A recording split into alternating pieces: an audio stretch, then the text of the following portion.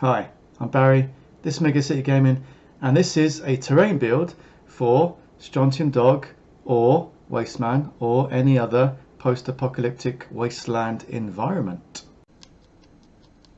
There we are. It's a bit brighter.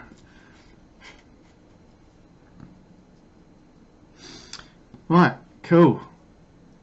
Cool.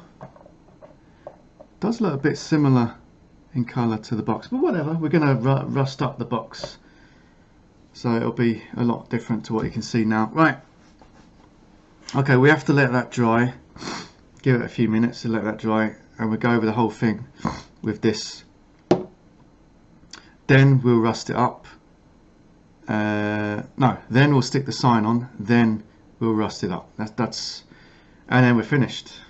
Right, I think that's dry enough anyway, dry enough for me. You know how impatient I am, and I've got to go in about 10 minutes. So, Agrex Earthshade, the lot. I put it on this paper, not paper towel, but this bit of old cloth, because I don't want to get Agrex Earthshade all over the place. So, yeah. Right, this is a new pot. I bought this the other day. I actually went to Games Workshop to buy it, the new store down the road, and I ended up buying a whole bunch of other stuff, as you do. Right, I'm starting with the inside of the well, getting all in there, the inside of the well, and then around the top, diddly-dee, and then around the sides.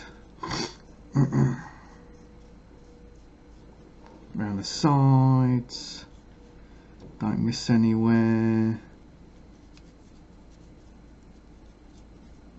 Yeah, bish bash bosh, don't get any streaking if possible. Right, and next we'll do all this side, all that side of the base. Yeah, because then it'll seep into all the clicks, we'll get into all the cracks, all the nooks, all the crannies, all the cracks, and even like all the small little cracks that you don't see when it's just been painted or base coated. You don't see those normally until you get a bit of wash on there, and it brings out the detail a lot because it seeps into all the nooks and crannies. Right, so I'm going to do, because I have to hold it, so I'm going to do all round the bottom first, and then I'll do the water purifier and the pipe.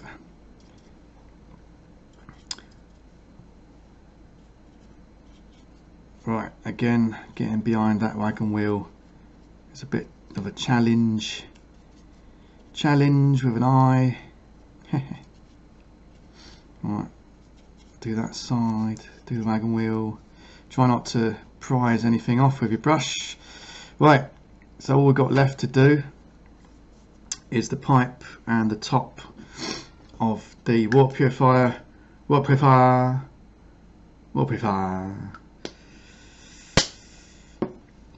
And then we're done. So get the pipe done. We are going to rust it up and stuff as well, so this is just tying it together. If you do the whole model, yeah, I can't, yeah, if you do the whole model, it dulls down the colours, brings out the detail, and ties it all together.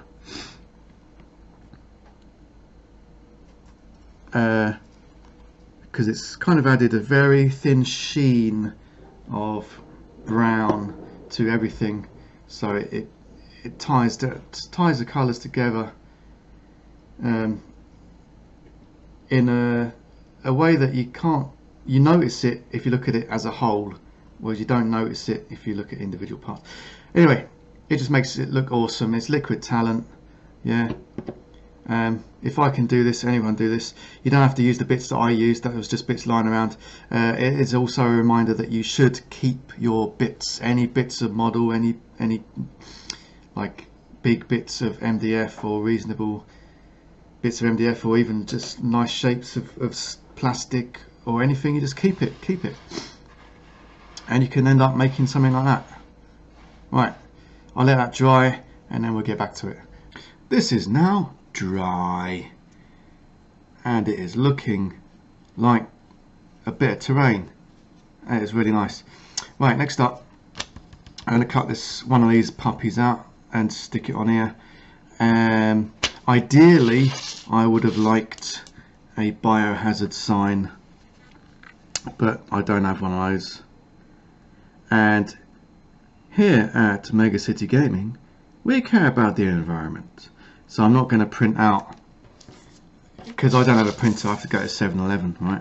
I'm not going to go to 7-Eleven and print out an A4 sheet just for biohazard signs. I even regret doing these. I should have really done a whole sheet of all kinds of stuff, but I was in a hurry. Yeah, although was I really in a hurry? You know me, I'm impatient, so I was in a self-made hurry. I wasn't like, oh no, the managing director needs this bit of terrain done by the weekend. No. I was more like, well, I really want to get this done, and resizing stuff from the internet takes a bit of time. Not much time, but time I could be doing something else. Right, I'm just cutting off. So I cut that out. I didn't use a ruler. For something so small, you don't really need a ruler. And I'm cutting off the sharp corners because you know as well as I do, warning signs don't have sharp corners. They don't have sharp corners, you know. So I was chopping off the extremities. Right, another thing I like to do, I'm going to need my tweezers for the next part. Tweezers, sir, tweezers. Yeah, I'm going to need my tweezers and a black pen. This is something I like to do because I've done this quite a lot, sticking bits of paper on terrain and stuff. So got me a black pen. I'm just going to black the edges very lightly because you don't want your terrain, because this is supposed to be a sign, it's not supposed to have white edges, and that'll be pretty obvious. Right, just very lightly, because you don't want it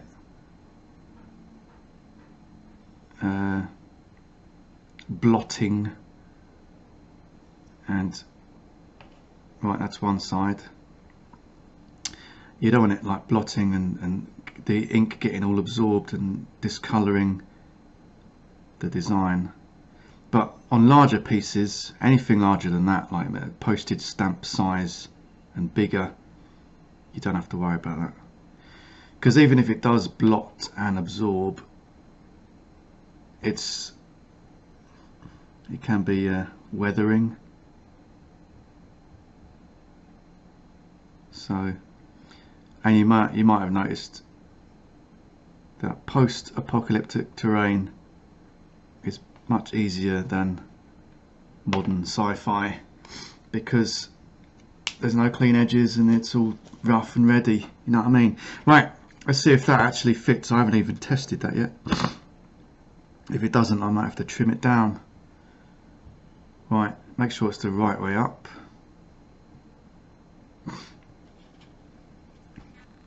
Yes, look at that. Yes, yes. Whoa, that is perfect. Right. Now comes the messy bit. We get some white glue, PVA glue, wood glue, And let's get my palette, you know, palette. We get a little bit on the palette for a start, because you don't want to flood, you don't want to accidentally get a whole bunch of glue all over your paper. You want it subtle, well, not subtle, you need to literally cover the whole thing with glue, because you don't want any bits that don't have glue on it. It's got to go all the way to the edges, right? And I'm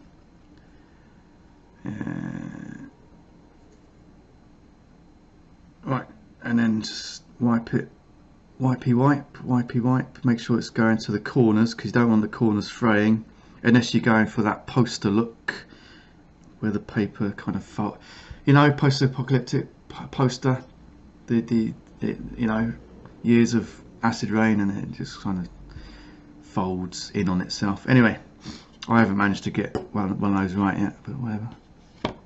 I haven't actually tried doing that. All my posters seem to be all nicely stuck on the wall. Right, there's an excess of glue on there, so we squish it on, make sure it's flat with the sign, as in the sign is at an angle, but you don't want the design at an angle. Right, and then you wipe off any excess glue with your finger. Alright, squeeze it down. Yeah, that's got in all the nooks and crannies. That's right. That ain't ever coming off, ever. Right, is that straight? It looks straight to me, but when I look in the video, it doesn't look straight. Oh, I cracked myself up. And as the video is reversed, I can't work out which way. Oh, that'll do. Doesn't have to be perfect. Like I said, post-apocalyptic, you get away with moida. Right. We are gonna have to let that dry, because we can't do any weathering or anything else like that till that puppy is dry.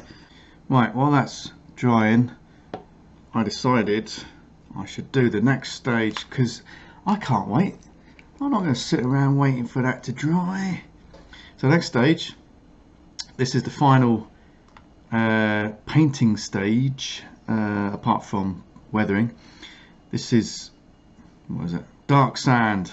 I use this on, this is like the final stage of any basing that I do, apart from like tufts and stuff. Shall I put tufts on there? I don't really need tufts, do I? Got some razor plants or something. Right, so it's just a very light dry brush on the rock pieces. Very light dry brush, and I'm actually using my dry brush to do that. Dry brush. So just a little bit of paint on the brush, wipe it off. Yeah, so it's basically a point where it's not painting, it's wiping paint off, scraping the paint off the brush, and then very lightly go in. It's a very subtle, it brings out the sharp bits, the very edges.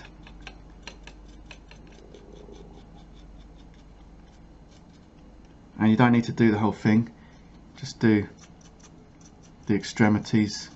You know, don't worry about getting under bits and around bits, just do the bits that really stick out. Right, yeah, so just do a little bit more, it's very subtle, but overall it does make a difference. Right, let's get the paint off the top of that, otherwise it will dry out, get all crusty paint. Right, so as you can see, wiping off the paint, so when it gets to a point where you're scraping the paint off rather than wiping it, that's when you want to go in. And when you go in, go very lightly in at the beginning,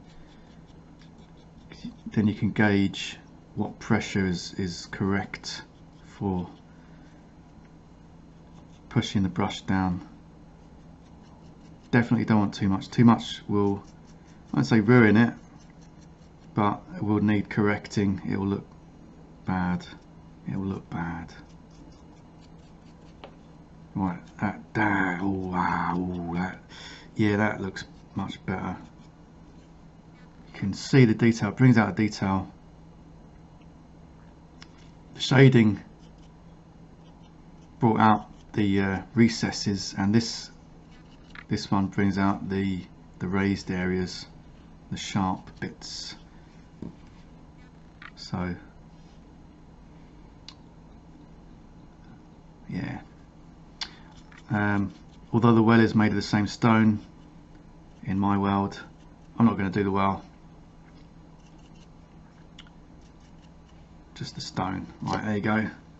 That does look much better, doesn't it? It's very subtle, but if it really works, it really does work. Yeah, just a little bit around this side. Yeah, awesome. Right, that's still drying, isn't it? That's fine, so let's wait a bit longer.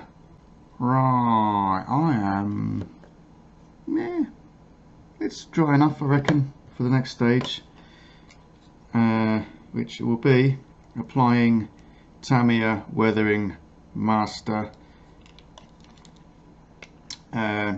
Basically pigment or dry. You can get it from the Games Workshop. They do similar kind of thing, I think, like the weathering powders, or lots of different companies do them nowadays. Yeah, as you can see, there's 3 colours, but I always use this one. I don't use the others. Right, so what we've got, I'm using this one's called Oil Stain, but they do other ones like mud and soot and stuff, so anything will do. What I want to do, my plan is this thing, it's the cleanest thing on the model. Everything else is all dull and post-apocalyptic, and that thing is like bright yellow and sticking out like a sore thumb. So I'm dirtying it up a bit. There we go. That's better, isn't it? Grubby, dirty, grubby, dirty, dirty, grubby. Yeah, now that looks more like it. Right, that's all I've got to do.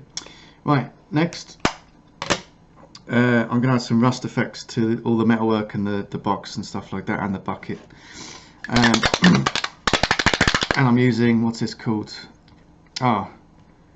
Chocolate.ilot, which is just basically brown house paint from the DIY shop.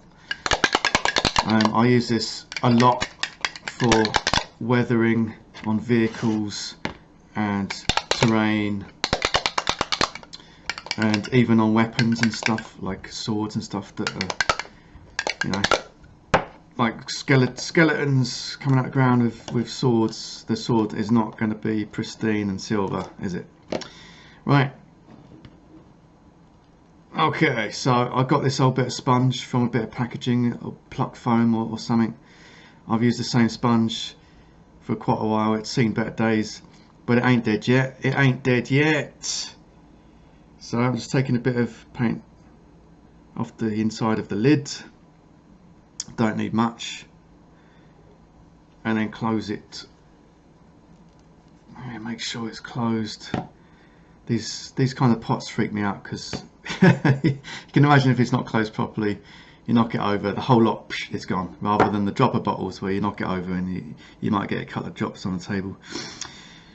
Yeah, so there you go. Anyway, so I'm dabbing the sponge on the palette, yeah, and then dabbing the sponge on a cloth. It's a cloth with an F. Cloth. It's a cloth. I tells you it's a cloth. Right, keep dabbing it until you're getting what they call a stippled effect, which means not a solid square of paint. And then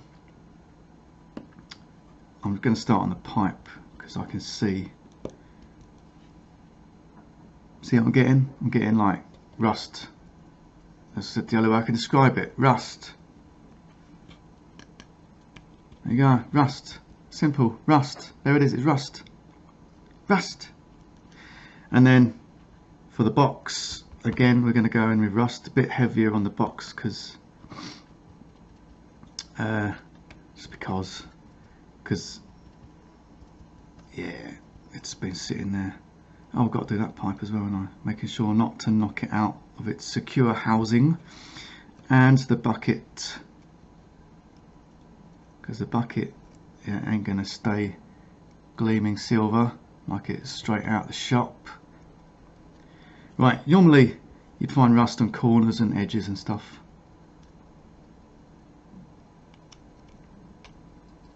So it's not quite so obvious because it's an orange box. I say orange, it's more like brown, but and then you add in rust to it. Yeah, you can't really see it, but whatever. And I might add a little bit of rust to the signage. The sign might well be made of metal too. It's a bit around the edge. Can't really see it on the film, but I can see it. It's edges and corners, yeah, edges and corners. Yeah, that looks very post-apocalyptic. There we go. Yes. Yeah, just keep doing it until you're happy with it. Less is more. So don't go wild because you'd end up just painting it brown. As long as you can still see it's like a silvery pipe. Try and get in there. Difficult to get in bits sometimes because the sponge will pick out the raised areas. You can't really get in, so try your best. But there you go. Right, that looks awesome. Awesome. And I reckon that's done. That's finished. Job done, mate. Job done. Right, don't forget to wash your sponge because you're going to be using it again. Yeah. Reuse, recycle, respawn. Yeah. Regenerate, rejuvenate, reproduce. Yeah. All the re words. Rectum. All that. There you go. Right. That's it. That's done. We're going to get that on the table. You can see what it looks like on the mat. Well, that was a fun build. I made it up as I went along. All the best stuff happens like that. Like, subscribe, comment below. Thank you very much.